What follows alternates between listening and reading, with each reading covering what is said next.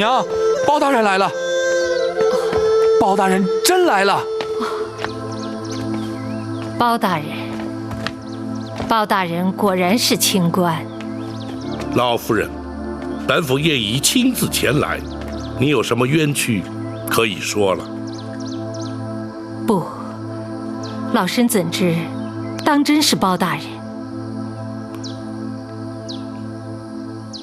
老夫人目不能视，本府倒不知该如何取信于老夫人。老身自有办法。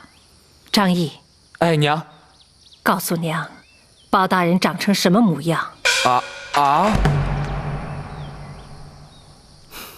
不碍事，你就说与老夫人听听。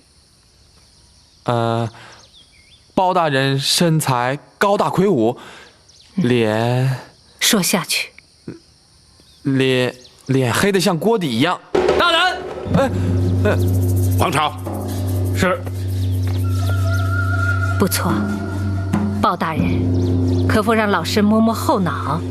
老夫人，不得如此无礼。公孙先生，倘若如此就能让老夫人适宜，又有何不可？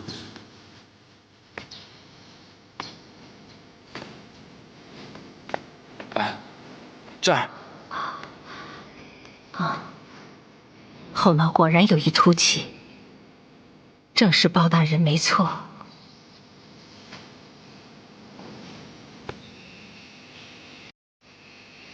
老夫人既已确认本府身份，有什么冤屈可以说了？还请包大人并退左右。老夫人，本府随侍皆是心腹。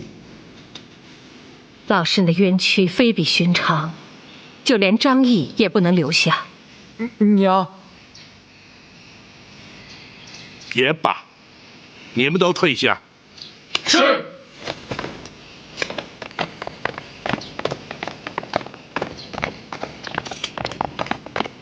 老夫人，可否容学生在场？你是？学生公孙策。你是包大人身边的文胆谋士，你见多识广，足智多谋，有你在，可以助包大人一臂之力。你可以留下。多谢老夫人。老夫人，如今可以说了。包青。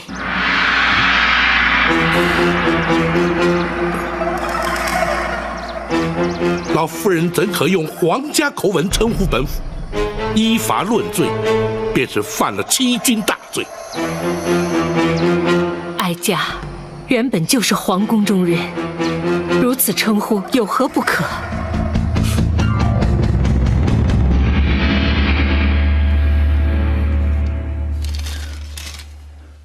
展昭去了陷空岛。是的，包大人在书信之中言道，5日期限之内必定有所交代。哼，最好如此，否则朕不惜调配天下兵马，也要将那盗配之贼擒获，追回那一方玉佩。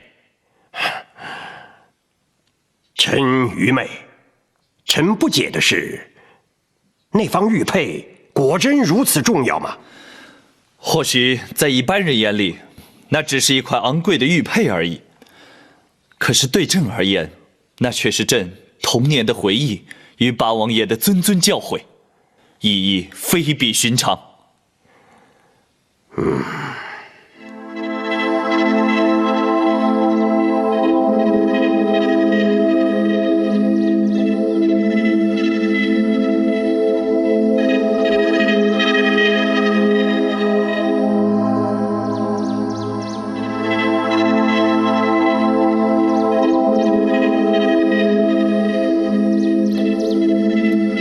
老夫人说是皇室中人，但不知是哪位王爷亲眷，来自何州何府？哀家本是赵氏家眷，来自包青执掌的开封府。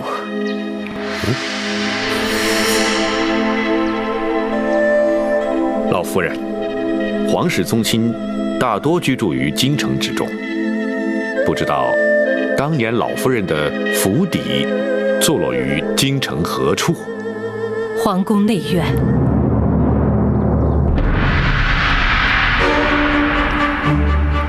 皇宫内院，乃是皇上宝眷所居之处，不可恣意妄言，惹祸上身。哀家何曾妄言？皇宫内院的玉晨宫，便是哀家的居住之所。住口！本府念你双目失明，年事已高，又恐你含冤莫白，负屈难伸，这才亲自前来查明原委。如今你却信口雌黄，胡言乱语，还不速速将实情相告，否则莫怪本府依法治罪，以正视听。保长，你怎敢断言哀家是信口雌黄、胡言乱语？那玉晨宫虽是宫中贵妃所居，然而却已荒废多年，无人居住。20多年前，哀家就住在玉晨宫。30年前，玉晨宫所住的乃是先皇在世之时的李贵妃。哀家入住之前，娘家本姓李。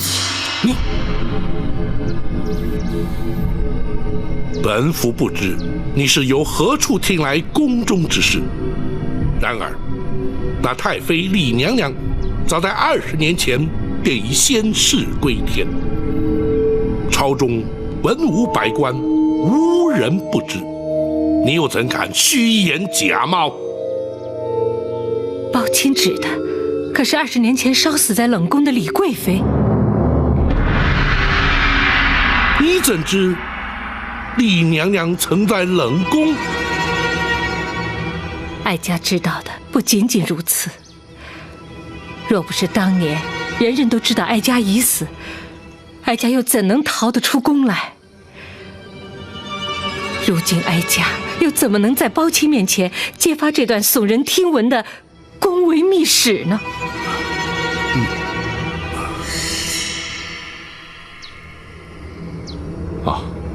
老夫人之言的确耸人听闻，只是事关重大，又事隔多年，一时之间恐怕还难以查证老夫人所言是虚是实。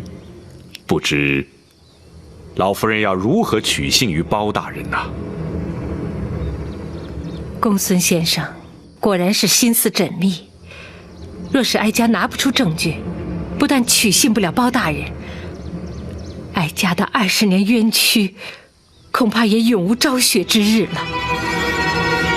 不错，本府一生办案，讲求的便是真凭实据。倘若老夫人提不出凭证，宝卿无需担心，哀家有先皇所赐，20年来珍藏遗物，从不敢随便离身。哀家等候的就是这一天。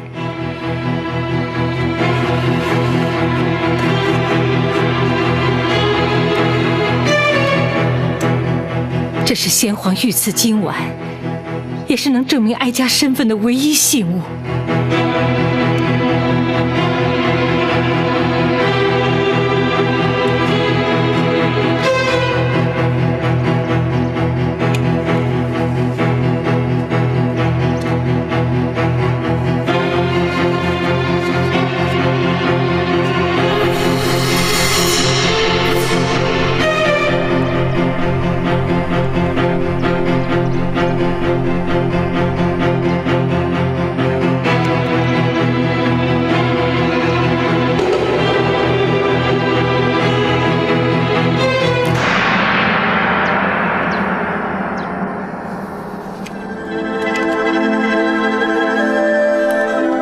这今晚当真是当年先皇御赐，岂能有假？普天之下只有2枚，哀家有1枚，还有1枚，有一枚客友，金华宫刘妃。可是当今刘太后，不错，就是她。当时距今已有20多年了。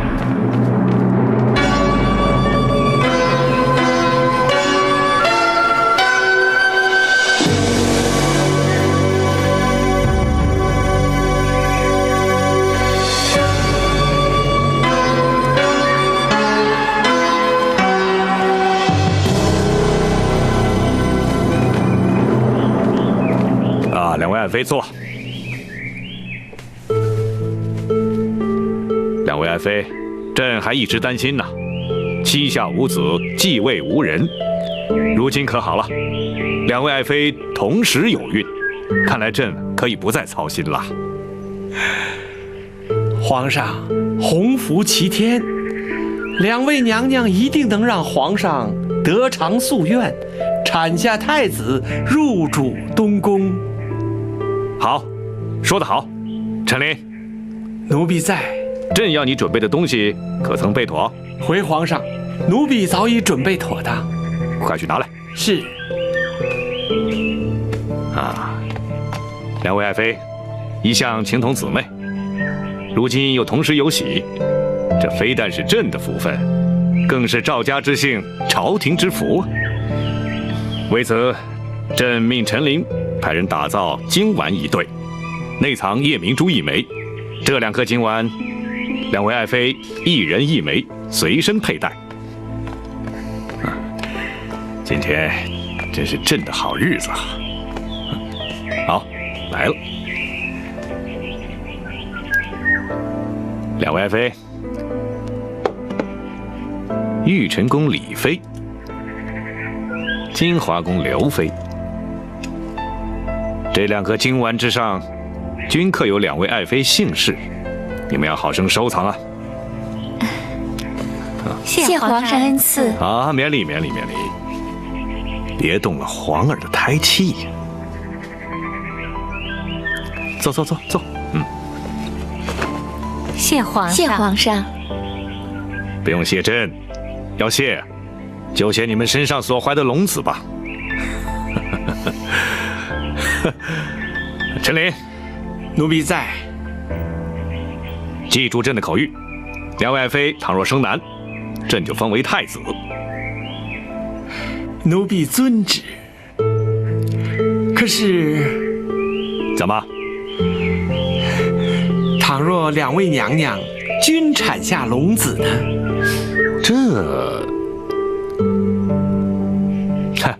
没关系，长者为大，先出生的就是太子。是，奴婢记下了。奴婢立刻通知朝廷记侍郎，转传皇上口谕，记载于册。对了，还有一事，自从皇后病逝之后，朕就一直位立新后。所谓母以子贵，太子之母就是国母。两位爱妃，日后是否能执掌后宫，母仪天下，那就看你们谁先替朕生下太子。这枚金丸就是如此而来。20年来，哀家哪怕是穷困度日，窘迫生活，也从未有过变卖之心，甚至连义子张毅也从没见过。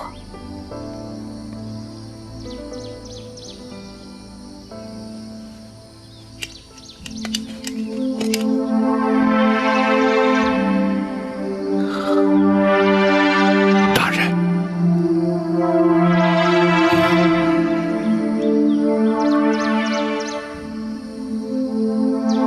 宝清可是信不过哀家。御赐金丸是否为真，日后当可查证。然而，宫闱之内诸多情事，若非亲自经历，单凭传闻，绝不会如此详尽。便是陈琳陈公公告老还乡之事，也曾与本府多有往来。30年前的事，究竟是真是假？本府心中已有决断。你怎么说？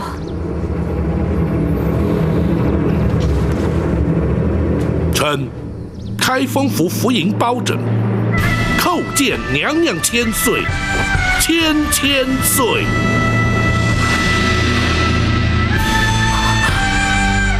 包请平身。谢娘娘。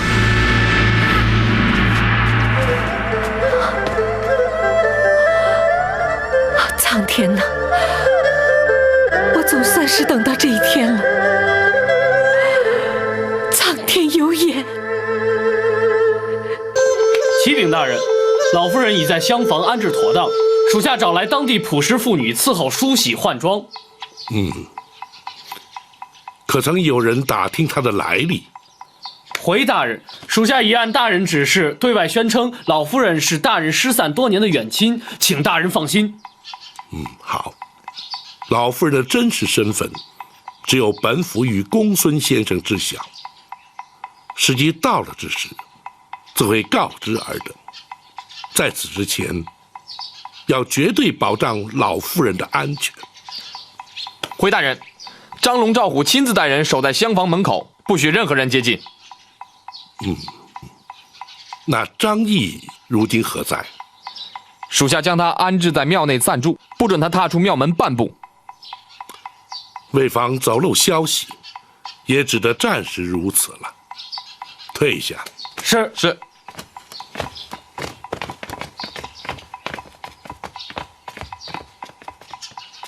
大人，老夫人的行止，大人打算如何安排呀？此事太过棘手，先皇宠妃流落民间，却又在20年前传出死讯，这其中必有隐情。故而，本府将她接回庙中，待问明原委之后，再做定夺。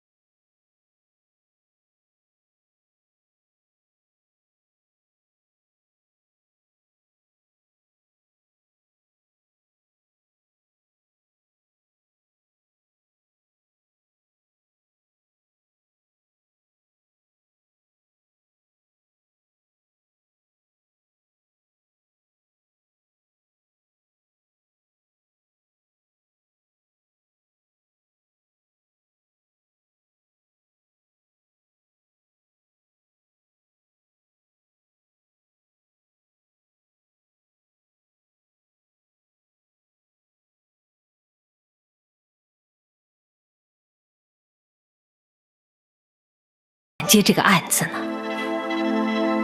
娘娘何出此言？只因哀家的冤案牵扯到2位当今最为显贵的人。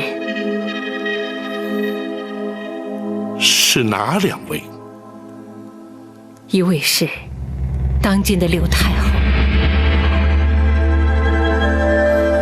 娘娘不是说太后昔日与娘娘情同姐妹？此案又怎会与她有关？情同姐妹，哀家落得如此地步，全都是拜他所赐，被他所害。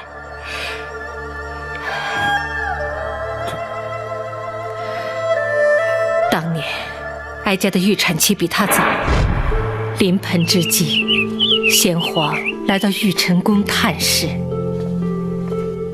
爱妃啊，太子就在爱妃的腹中，就看他打算什么时候出来了。皇上怎么又来了？现在是男是女还不知道呢。皇上怎能肯定一定是男婴呢？错不了，产期就在这几天，朕有十足的把握。是啊，一定是位太子。如果明日出生，可就和八王爷同月同日生辰了。哦，哎呀，朕差点忘了，明儿个朕是玉帝的寿辰呐。真巧，若是能和八贤王一样的生辰，那日后肯定和八贤王一样贤德。但愿如此啊。陈琳，奴婢在。去玉果园采些应时果品，与八贤王送去。奴婢遵旨。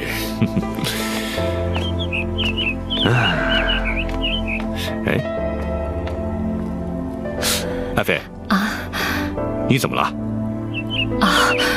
没什么，只是在临盆期间，臣妾有点心慌。没关系，头一胎嘛，总是在所难免，别担心。首席产婆早已准备妥当，随时会进来的。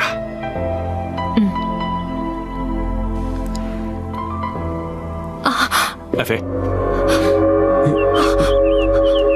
你怎么了，爱妃？爱妃，爱妃，快生了，快生了，快生了，快来人啊！找产婆进来，快找产婆进来！是。爱妃，别慌啊，马上就好啊。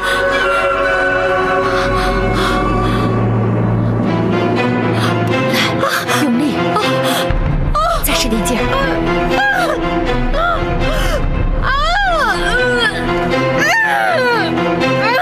再用力。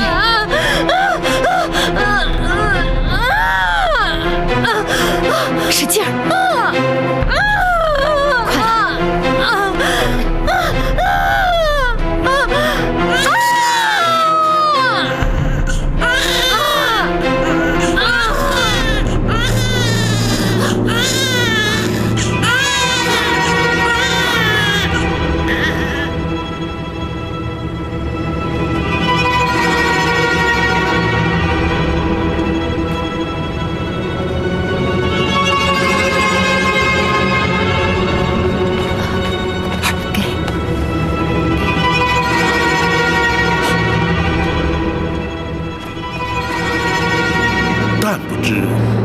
娘娘当年所生，是男是女？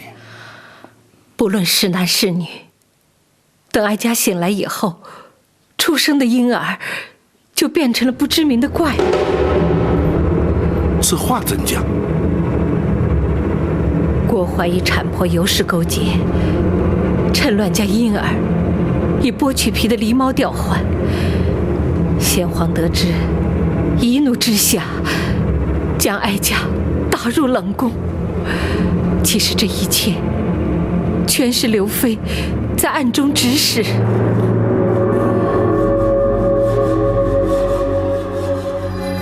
娘娘，可否容学生冒昧一问？公孙先生请讲。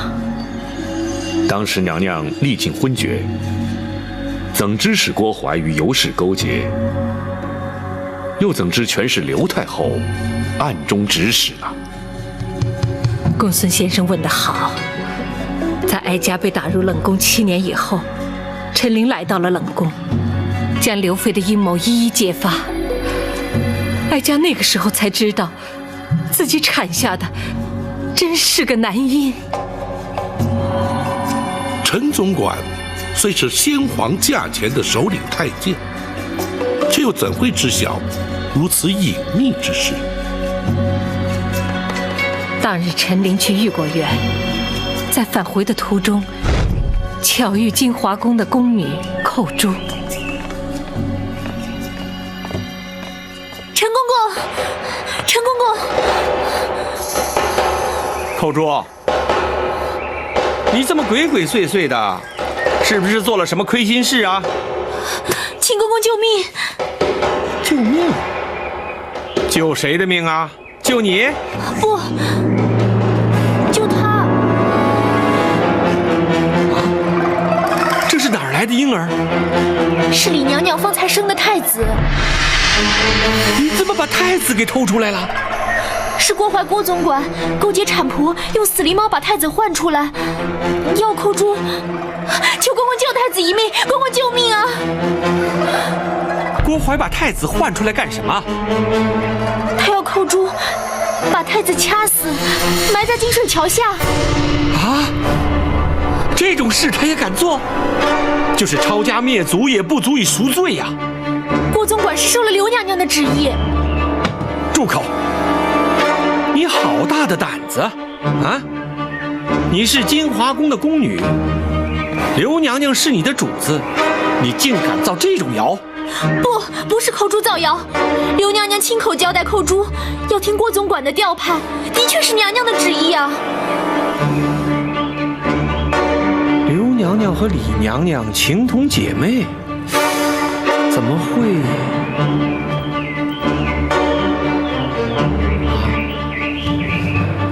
难道是为了争夺正宫娘娘之位？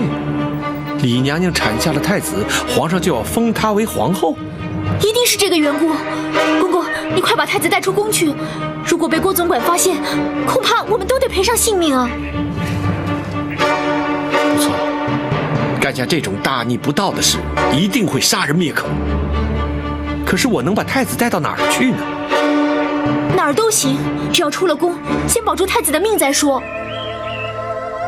寇珠，你是刘娘娘的心腹，否则她不会让你参与这种事。可你为什么要背叛她呢？公公，寇珠虽然只是个下人，可是还懂得道理。太子是皇上的亲骨肉，大宋朝未来的君主，只要是大宋子民，人人都该拼着性命地保护他。再说，孩子是无辜的，不能让他成为争权夺利的牺牲品呢。寇珠，你这丫头的忠义之心，更显得郭槐和刘娘娘的卑鄙险恶。你放心，就算拼了我这条命，也要把太子安安全全地送出宫去。多谢公公成全，多谢公公成全。不，身为人臣，这也是我该尽的本分。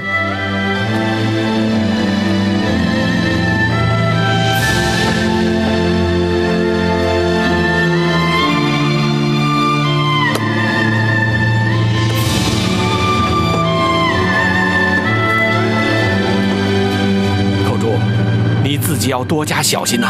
是。竟有这种事，这不仅是耸人听闻，简直是匪夷所思啊！若说出去，的确是让人难以置信。不对，那陈琳既然将婴儿送出宫去，想必有个去处，娘娘应当不会不知。不错。哀家知道他在何处。娘娘，陈琳带他去了南清宫。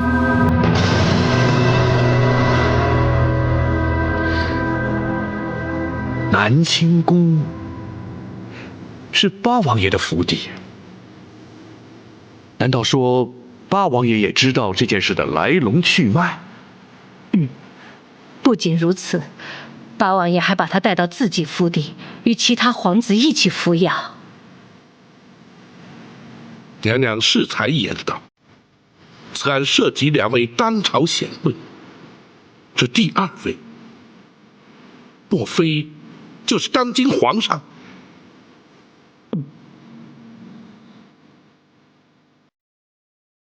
而当年襁褓中的婴儿，也就是如今的大宋皇帝。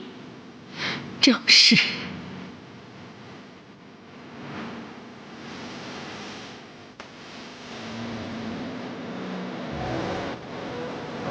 好一位贤德忠心的八贤！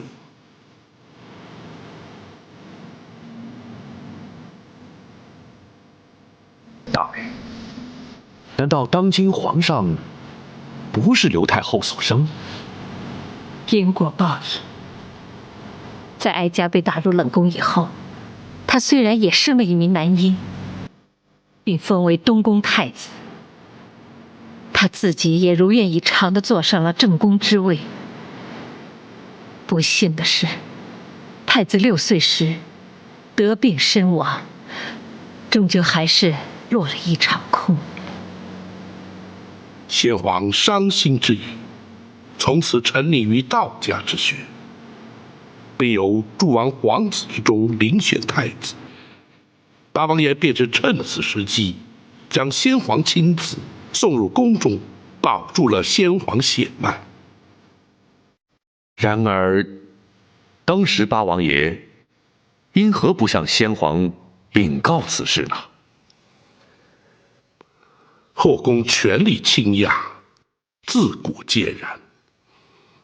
当时若是揭发此事，非但难以取证，甚或危及太子性命。八王爷隐忍不报，也是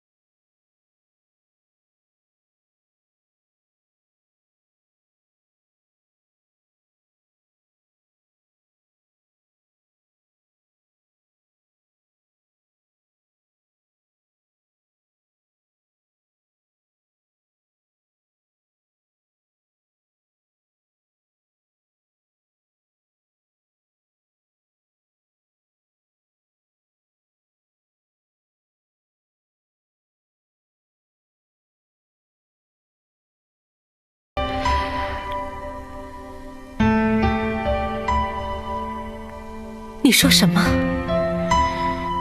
？7年来，小皇子一直在八王爷府邸。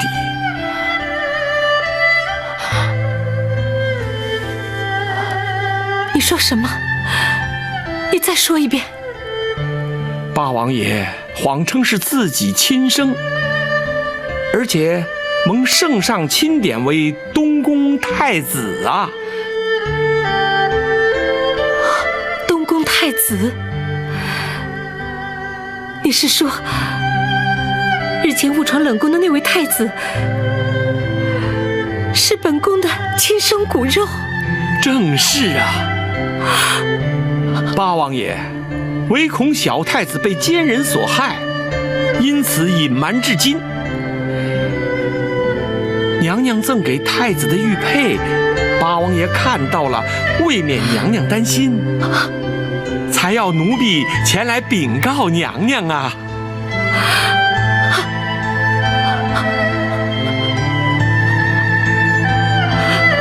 国珍，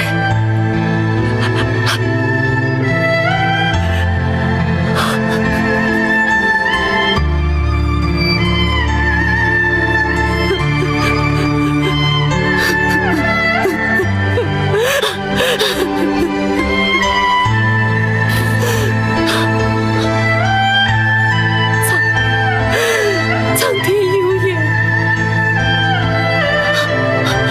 我那皇儿竟安然无恙。娘娘，八王爷特别交代，此事切莫声张，若要被奸人得知，后果就不堪设想了。是谁？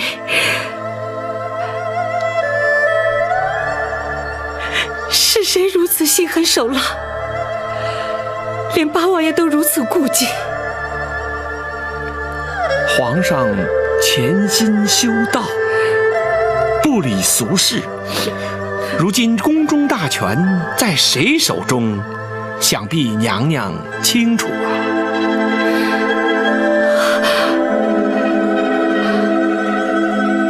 是他，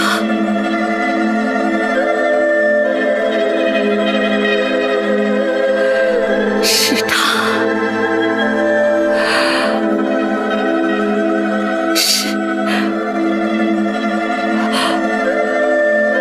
是刘妃。正是他呀！刘娘娘觊觎正宫娘娘大位，才指使郭槐定下这狸猫换太子的阴谋啊！我和她情同姐妹，情同姐妹，她怎么会如此心狠呢？唉，权势诱人啊！如今她也得偿夙愿，成了当今皇后了。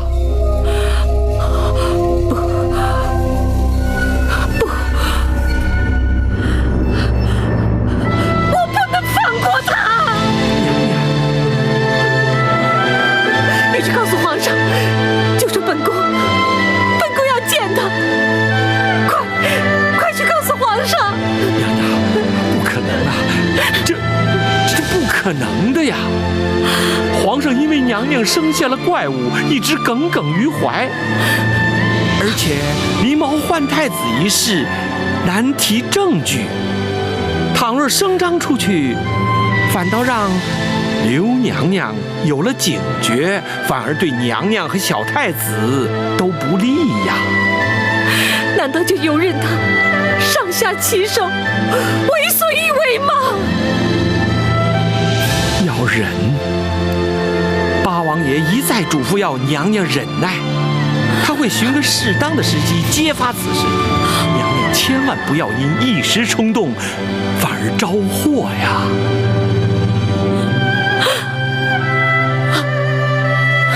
为了确保皇儿平安，哀家也只好忍耐，只好每天夜里焚香祝祷，祈祷上苍保佑皇儿，盼他不受伤害。既然如此，娘娘又怎会诈死逃出宫去，又怎会隐姓埋名长达20年呢？不错。皇宫内院门禁森严，冷宫更是严禁外人进出。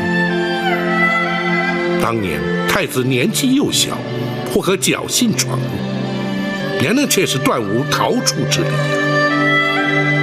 机缘凑巧，也就是那刘妃心怀鬼胎，她恨不得将哀家除之而后快。不知在哪里听到了消息，竟然向先皇诬告我，说哀家每天黑夜焚香，是诅咒先皇。岂有此理！他竟敢诅咒于朕！皇上请息怒，你娘娘这么做只是一时想不开。臣妾相信，她也不是真的那么怨恨皇上。生下妖孽，朕没有赐他死，他反倒怨恨起朕来了。启禀皇上，李娘娘生性温顺，不会怀此恶毒心肠，还请皇上圣察呀。陈总管，他若不是诅咒皇上，那他为什么要半夜3更的烧香呢？这，传令，奴婢在。传朕口谕，此例非7尺白绫，要他自尽谢罪。皇上，还请皇上三思啊！皇上，您就原谅他这一回吧。不行，朕意已决。陈琳，你是首领太监，这件事就由你去奉旨执行。皇上，大胆！你敢抗旨不遵？奴婢不敢，奴婢遵旨。多怀，奴婢在。你是后宫太监总管，你听着，1个时辰之后，去冷宫验明正身。奴婢遵旨。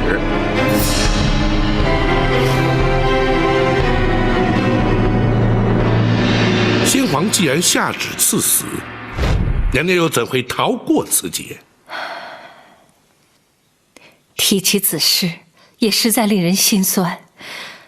除了陈琳之外，冷宫总管秦凤也是个忠心之人。正当他们2人在无计搭救之时，为什么非要置我于死？娘娘，时辰紧迫，娘娘若不立刻逃出宫去，就性命难保。是啊，怎么逃？宫中禁地，守卫何等森严，逃不掉的。算了，不会有机会的。娘娘请放宽心，奴婢有法子让娘娘逃出宫去。就算如此，郭槐不见尸首，岂肯罢休啊？一旦禀明皇上，究竟还是会被追回来的。回娘娘，有尸首。这话怎么讲？奴婢已安排好了替死之人。替死？是啊。于中，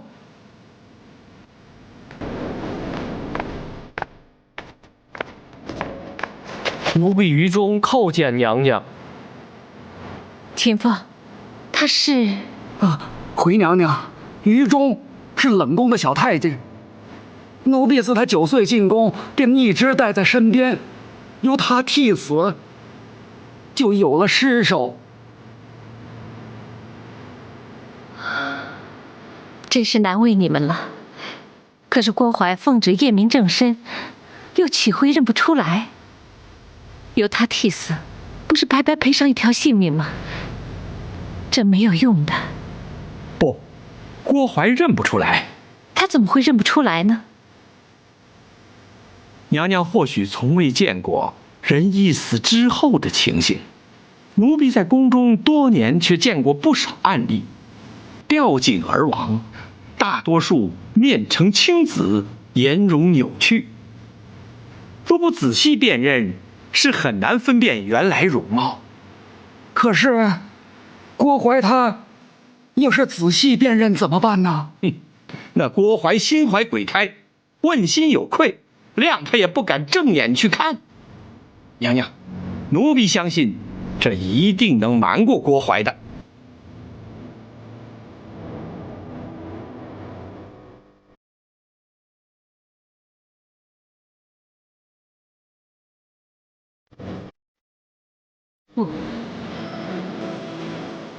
不，就算郭槐认不出来，本宫也不能为了自己活命，而让于中去替我死啊！任何人都没有这个权利，让他做这样的牺牲。启禀娘娘，奴婢是自愿替死的。你说什么？奴婢自幼进宫，跟随秦总管学到了不少忠义的道理，能为娘娘替死是奴婢的福气，奴婢心甘情愿。不，本宫不同意。请娘娘成全奴婢的一片忠心。让你替死，固然可以让你得到全忠，可是本宫却成了不义之人，本宫万万不能同意。娘娘，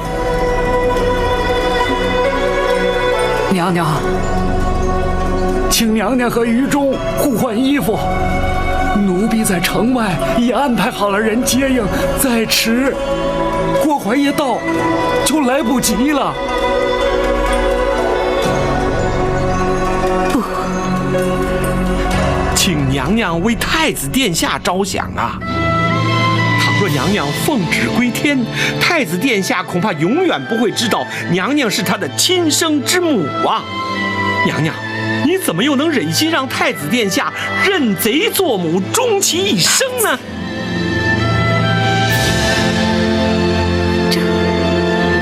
只要留得性命在，终有一天，太子殿下和娘娘能够母子团圆。届时，非但能洗刷娘娘的冤屈，更能让这是非黑白、善恶对错昭然于世啊！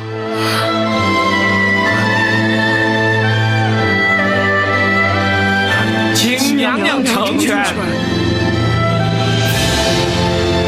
好，本宫深受你们一片忠心。谢娘娘。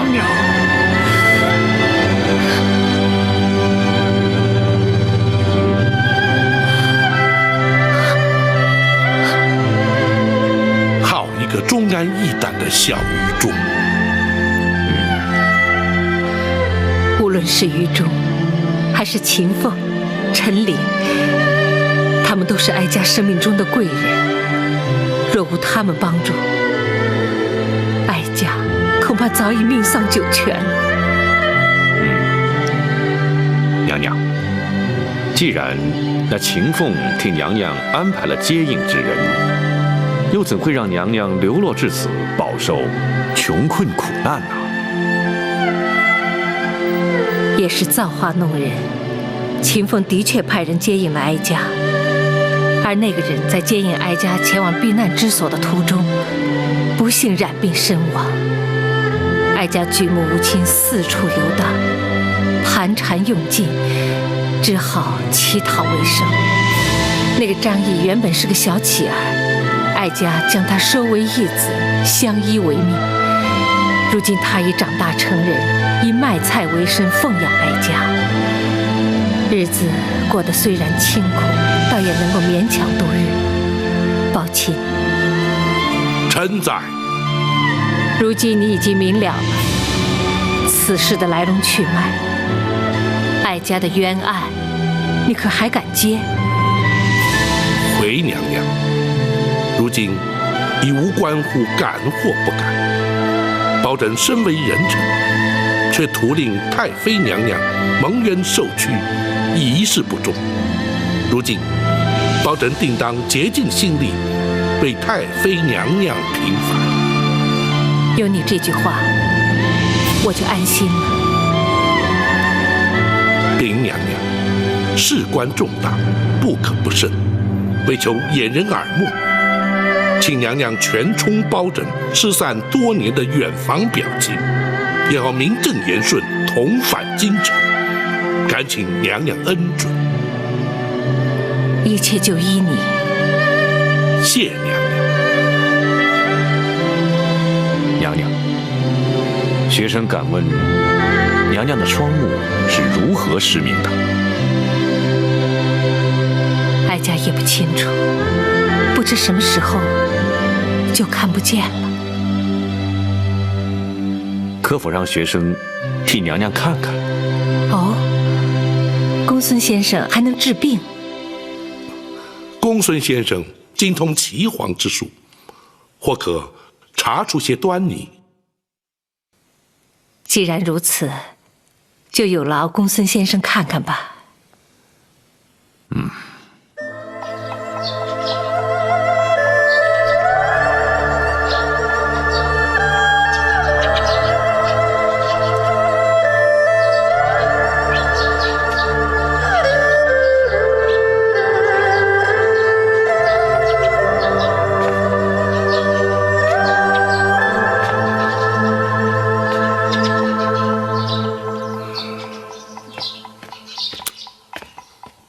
公孙先生，情形如何？大人，老夫人是因为念子心切，终日以泪洗面，导致哭瞎了双眼。可有复明之计？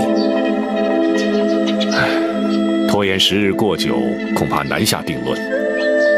学生尽力而为。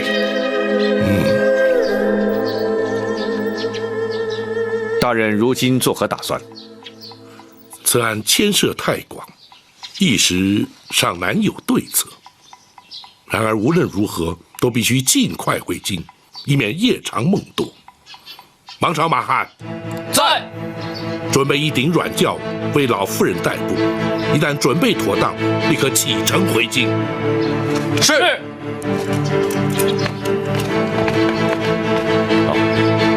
大人，张毅可要随行？不，他若随行，恐会起人疑窦。让他留在庙中，不得对外声张。是。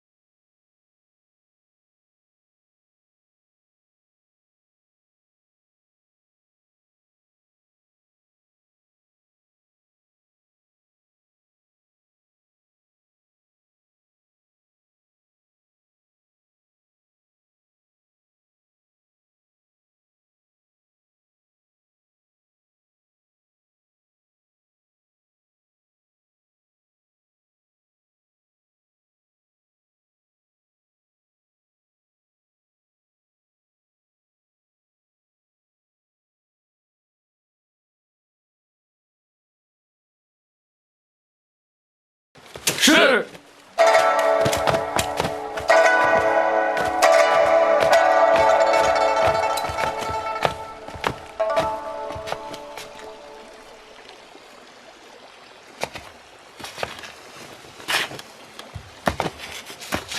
大人返京之后，打算如何着手？公孙先生估计，太妃娘娘所言之事，真假如何？学生以为90%是真。不错，本府也如此认为。不过，太妃娘娘所言之事，除却亲身经历之外，其他全都来自陈琳。大人对陈总管又知道多少呢？陈琳虽是皇上多年，甚至可以说，皇上在宫中是由陈琳一手带大，故而皇上尊封陈琳亚父称号。既然如此，皇上登基之后，陈琳为何没有向皇上陈述当年的往事呢？这一点本府就不得而知了。不过皇上登基不久，陈琳就告老还乡，想必他自有道理。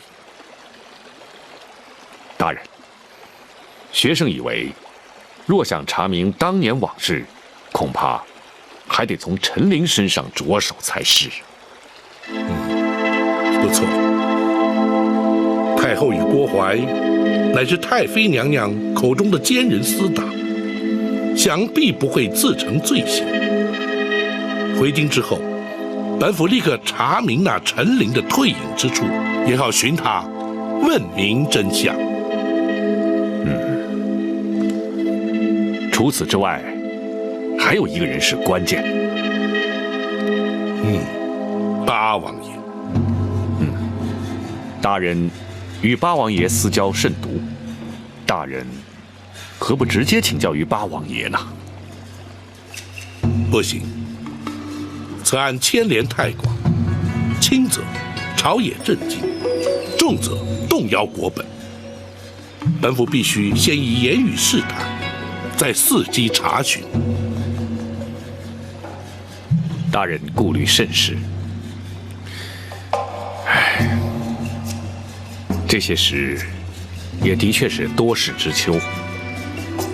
大人陈州督镇铡了庞玉，白玉堂却同时夜闯进宫，盗配流书。如今，大人更是在无意之间查得一桩惊天动地的陈年旧案。接下来只怕往后，大人要更加劳心劳力了。既识君路，忠君之事，本府理当尽力而为。只是展护卫只身独闯陷空岛，究竟能否追回玉佩，却让本府颇为挂记呀。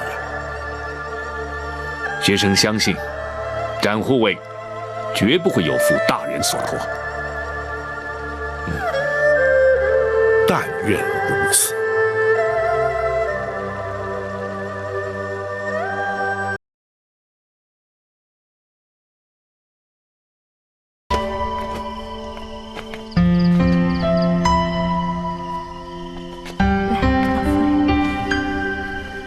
你且先行退下。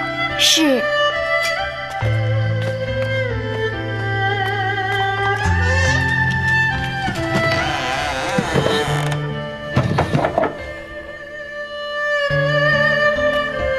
娘娘，府衙内并无女眷，这厢房乃是为包拯嫂娘来京暂住所备，不周之处，还请娘娘见谅。无论是何处，都要比那破屋强多了。包钦口中的嫂娘是何许人？怎么会有如此怪异的称呼？回娘娘，包拯自幼父母双亡，乃是长嫂带大，故而以嫂娘相称。这倒颇不寻常。嫂娘至于包拯，虽无生育之恩，却有养育之情，故而包拯始终以人子之礼视之。包钦能视长嫂以孝，的确是难能可贵。所谓百善孝为先，无怪乎能成为朝廷支柱，社稷栋梁啊！娘娘谬赞，包拯只是略尽本分而已。哀家可羡慕得很呐。娘娘请宽心，一旦全案查明，彻底平反之后，娘娘定可以与皇上重续天伦。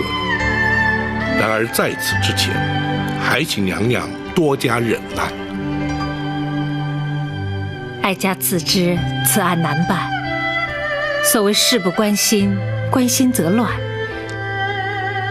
也罢，哀家一切静待包钦安排吧。是，包拯立刻着手。你奉旨陈州督镇返京，为何不进宫面圣交旨呢？若非奉诏，夜不入宫，乃是宫中的体制，包拯岂敢不遵？再者，惊扰圣驾总是不该。明日早朝之后再做禀奏，也还不迟。他可是个好皇帝。皇上年事虽轻，却老成持重，称得上是一位仁德之君。那就好。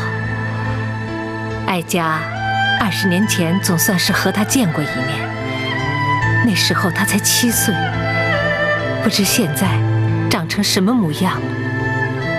皇上英武威仪，与先皇颇为神似。是吗？哀家恐怕永远也无缘亲眼见到他了。娘娘请宽心，公孙先生博学多闻，医术精湛，包拯相信他定能令娘娘双目复明。那就寄望于他了。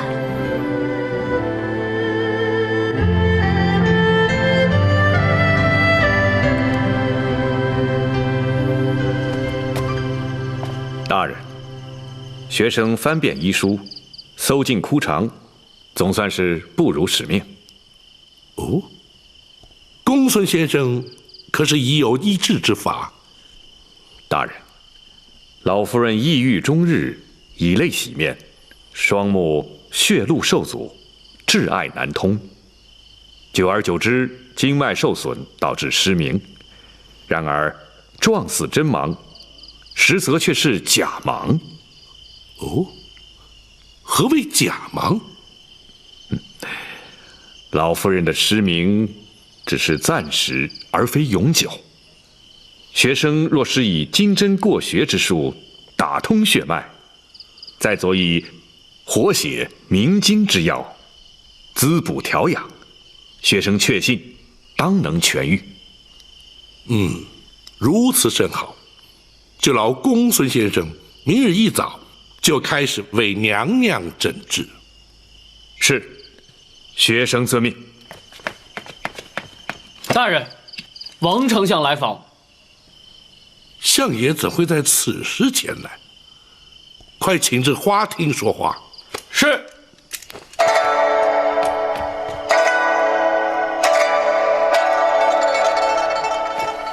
相爷请。相爷，请坐。相爷营夜来访，可是有何急事？包大人，该着急的应该是你吧？你怎么反倒像没事人一般呢？相爷此话怎讲？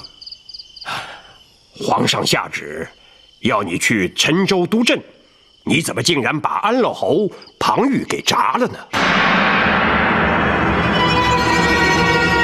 相爷，那庞玉克扣赈粮，私吞赈银，更假借赈灾之名，广征民工，营造私宰，强裸民女，成其私欲。数十万灾民非但未蒙朝廷恤灾之力，反遭欺压荼毒之害。包拯既然奉旨督政，若不扎他，岂非有亏职守，愧对皇上？老夫早该知道，当初皇上让包大人前去陈州督阵，那就注定了会要庞玉的性命。相爷，莫非相爷认为包拯处置失当，或是皇上指责包拯所为不该？不是，那倒不是，只是你好歹先禀奏过皇上，再办庞玉也不迟嘛。时势所逼，情非得已。若不当机立断将他处死，非但民愤难消，民怨难平，一旦饥民被逼，沦为盗贼，灾民被迫结为暴民，一场浩劫于焉而生。届时，朝廷威信荡然无存，又岂是皇上所乐见？老夫也知道，包大人言之有理，皇上也明白包大人所作无差。可是皇上毕竟要面对庞太师与庞娘娘嘛，这父子连心，姐弟情深，皇上实在不堪其扰啊。若是如此，且让包拯面见太师与娘娘，或可为皇上分忧。哦，不，千万不可！皇上就是担心包大人与他们碰上，所以才要老夫半夜赶来知会你。皇上已经下旨，要庞太师陪着庞娘娘前往陈州，为那庞玉料理后事，并且要老夫转告包大人，明日早朝之后前往御书房面圣。可是不准再提那庞玉的事了。是，包拯遵旨便是。还有，贼人夜闯进宫盗佩一案，皇上势必要追问，所以老夫特来提醒包大人，要预做准备。那块玉佩对皇上至为重要，无论如何都得追回来，否则此事，恐怕是难以善了啊。多谢相爷提醒。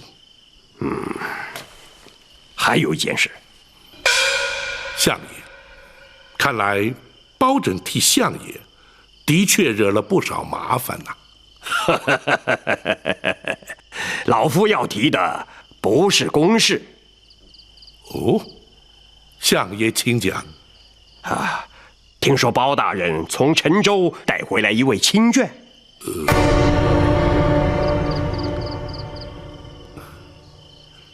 相爷何以得知？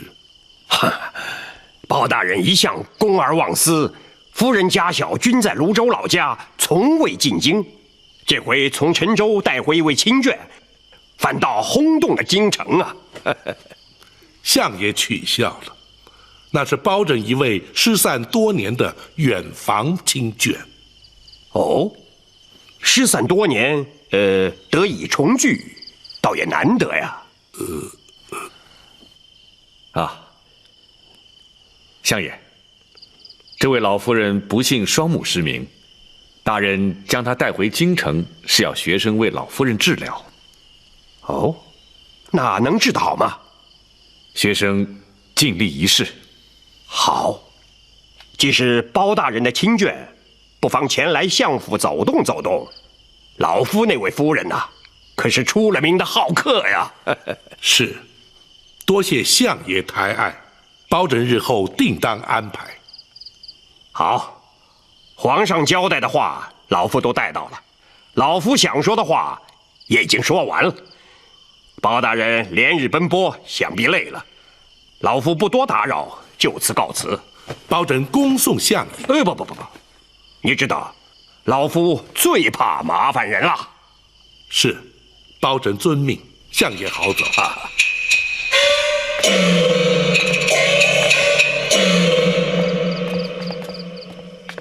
想不到，老夫人进府的事居然传了出去。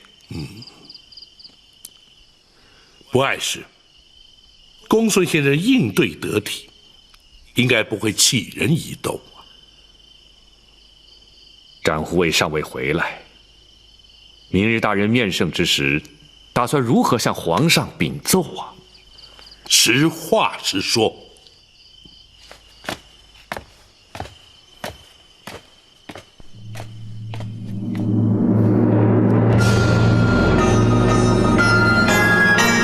展护卫有把握把玉佩追回？回皇上，臣确信展护卫必能不负所托。那夜闯进宫盗佩流书的究竟是什么人？据展护卫指称，此人来自江湖，人称锦毛鼠白玉堂。只因皇上赐封展护卫御猫称号，心生不服，故而入宫盗宝，意在逼展护卫出面，而并无不利于皇上之心。朕自诩无愧对于臣民百姓，倒也无惧。倘若惊吓到太后，岂非陷朕于不孝？你执掌开封，却让人闯入进宫，朕要听听你怎么说。回皇上，那白玉堂武艺超群，宫中卫士恐怕皆非其敌手，遭他闯入，是因力有未逮。然而，包拯也难脱失职之嫌，请皇上下旨降罪，臣绝无怨言。皇上，案发之时，包大人与展护卫均不在京师，所谓鞭长莫及，还请皇上不罪免罚。行了，这点道理朕岂会不明白？只是那白玉堂入宫盗佩，是因为朕封展昭御猫之故，乍听起来怎么像是朕的过错了？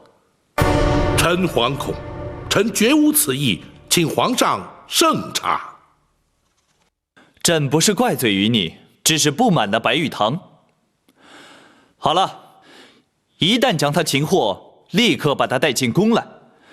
朕倒要看看他是何方神圣，竟然偷到朕的身上来。臣遵旨。对了，府上那位亲眷眼疾治得如何了？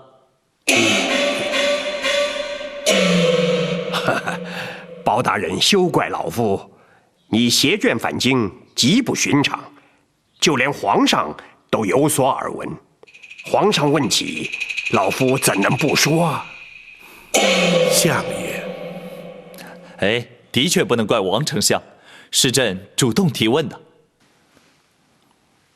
皇上日理万机，操劳国事，包拯不敢因私务而惊动皇上。这就是包青的不对。你乃是朕的肱骨之臣，朕表示关心，难道不对吗？臣不敢。包大人，皇上是以仁孝治国，既然尊长有疾，子侄焉能不忧啊？包大人公务繁重，若是再为家务所累，岂不反倒让皇上心中不安了吗？这包拯绝不会因私害公。行了，朕知道你一向公而忘私，既然朕已开口询问，难道包青就不打算回话吗？臣不敢。那位老夫人正在府中由公孙先生整治，请皇上万勿挂心。好，公孙先生神医神术，想必能够治愈。若需要宫中御医协助，包青尽管开口。谢皇上隆恩。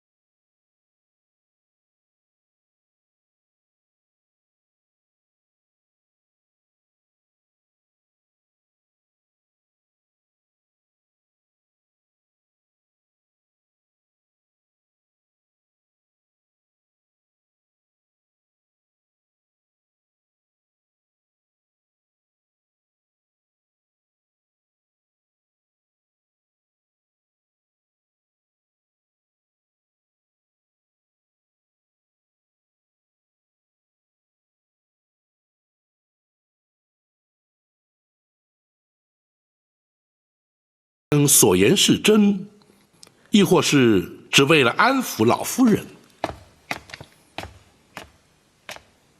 大人，两者皆有。学生担心，大人追查此案之时，老夫人会饱受刺激，一旦过于激动，非但对病情不利，甚至有碍于大人查案，故而先期诱导，防患于未然。公孙先生果然顾虑周到。大人谬赞，但不知大人打算由何处查起？南清宫八王爷府。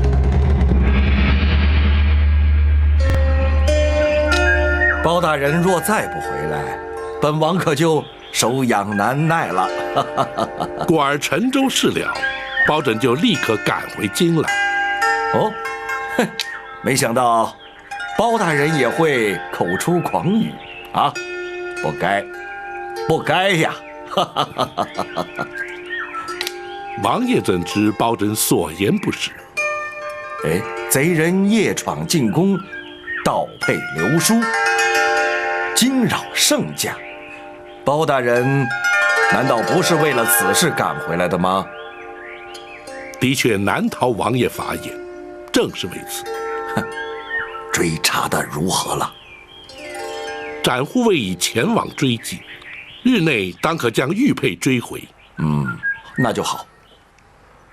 若是追不回玉佩，皇上势必耿耿于怀，睡不安枕了。圣驾遭到惊扰，皇上心中不悦，包拯犹能理解。为了一方玉佩，让皇上耿耿于怀，却让包拯不解。此佩对皇上来说意义非比寻常。包拯愿闻其详。那方玉佩原本是太宗皇帝生平最爱之物。先皇被立为太子之时，太宗皇帝便以此玉佩相赠。如此说来，那玉佩乃是先皇传于皇上的遗物。哎，不，皇兄当年将此佩赐予了一位宠妃。哦，但不知是哪位娘娘？是，唉，往事已矣，人事全非，不提也罢。那么玉佩又怎会到了皇上手中啊？皇上7岁那年被选立为太子，进宫之日，偶遇这位皇娘，二人一见投缘，便以此佩相赠。自此，皇上终日随身佩戴，从不离身。此佩被盗，皇上自然难以释怀了。先皇遗物辗转重回皇上手中，也可称得上是冥冥之中自有天定了。这位皇娘对皇上期许甚深，而以仁孝2字相勉，这也是皇上立志以仁孝治国之因呢。难怪皇上对这玉佩如此在意。但不知那位皇娘如今又在何处？20年前便已因故身亡了。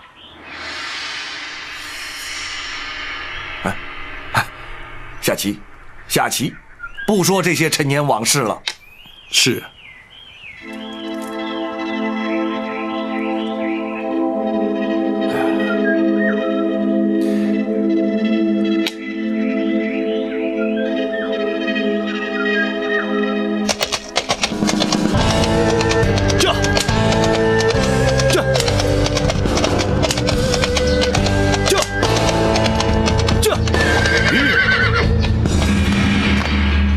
展那儿回来了，大人可在府中？大人去了八王爷府。公孙先生，公孙先生还在府中。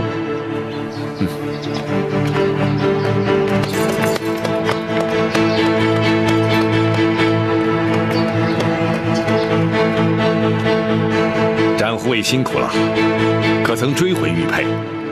信不辱命。太好了，如此一来，大人可以向皇上交代了。学生立刻通知大人。且慢，展昭有一事要和公孙先生商议。展护卫，请说。玉佩虽然追回，詹某却没有将白玉堂带回来。啊！在大人回府之前，还请公孙先生帮忙想个对策。